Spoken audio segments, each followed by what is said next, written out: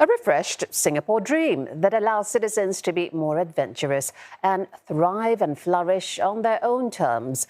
Prime Minister Lawrence Wong has laid out what he calls a major reset in policies and attitudes in his first National Day rally since taking office. Among the key changes is a support scheme for people who have been retrenched, mandatory 4-week paternity leave for new fathers, and a refreshed gifted education program for primary schools. Sabrina Ng reports.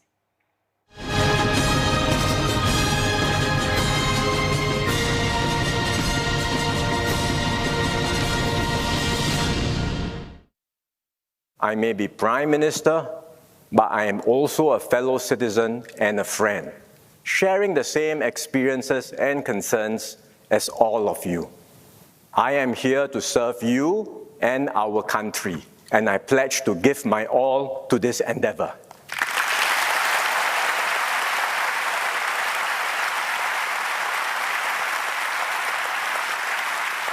A rousing declaration as Prime Minister Lawrence Wong lays out how he will lead the country in writing the next chapter of the Singapore story. But it's a chapter he says will come amid great uncertainties. Intensifying rivalries between the US and China will affect not only relations between the two powers, but international trade, cooperation and security. And as a small country totally reliant on trade and a stable global environment, Mr. Wong says Singapore is bound to be impacted. Other challenges include rapid technological disruptions, as artificial intelligence changes the way people learn, work and interact with each other. As a small island state, rising global temperatures and sea levels are another threat Singapore will have to protect itself against. To survive these challenges, PM Wong says his team will heed the lessons from the country's founding fathers. We will be prudent to honour and respect the past, to uphold the fundamentals that have served us well and remain relevant to us. But we must and we will be bold. We will not let the past constrain our ability to shape our future. We will look for fresh and better solutions and choose the best way forward for our nation. Mr. Wong adds this is why his team has embarked on the Forward Singapore exercise, to ensure no citizen falls behind and to hear the shared values, hopes and dreams of Singaporeans.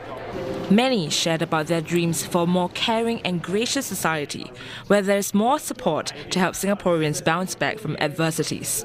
Others called for more space to explore less conventional paths. I share these aspirations. I believe we have reached a stage where all of us, young and not so young, want a refreshed Singapore dream.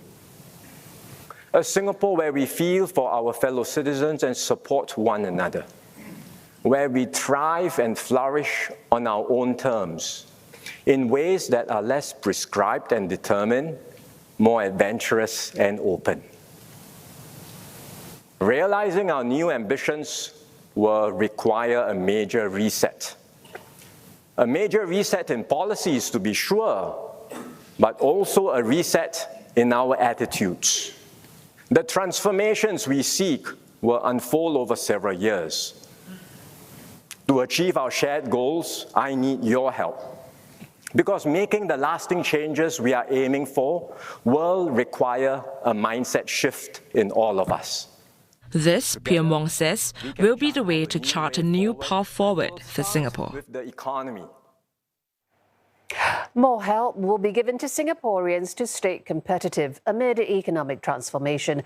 A temporary financial support scheme will also be provided to those who are involuntarily unemployed to help them rebound from setbacks.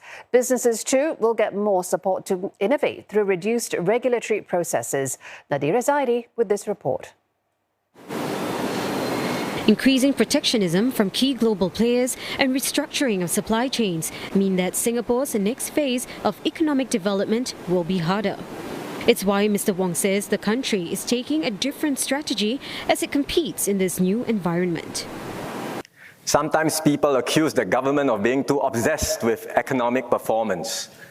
But we are not trying to grow at all costs, nor to grow for its own sake. We seek economic growth because that's how we create more opportunities and a better quality of life for all Singaporeans. Key to making sure Singaporeans stay competitive is via the Skills Future scheme. Those aged 40 years old and above who take time off work to study full-time can get a training allowance of up to $3,000 monthly from next year. Part of this allowance will be extended to those who attend part-time courses in a bid to support more to go on training. Many of us have grown up thinking that studying and learning is all about passing exams and getting the qualifications for a job. That mindset really has to go. We study not for the exam or the paper qualification. We study to improve our skills and to keep on doing better. And that process of learning and achieving skills mastery must continue throughout life.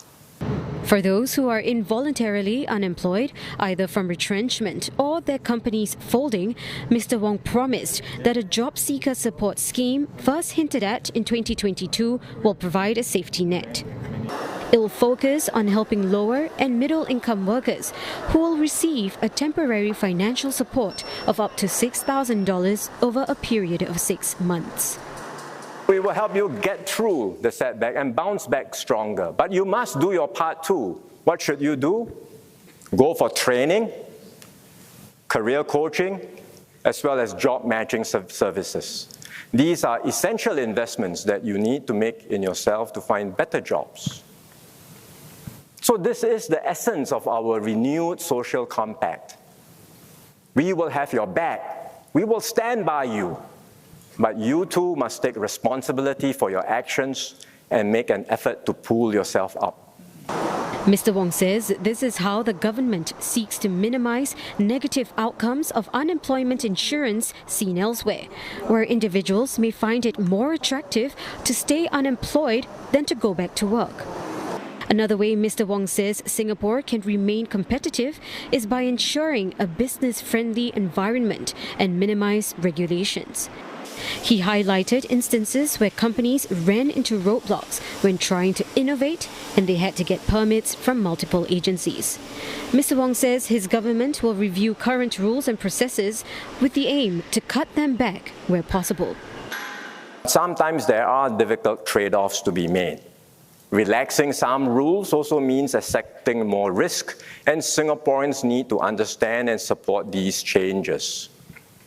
So I have asked DPM Gan Kim Yong to oversee this work.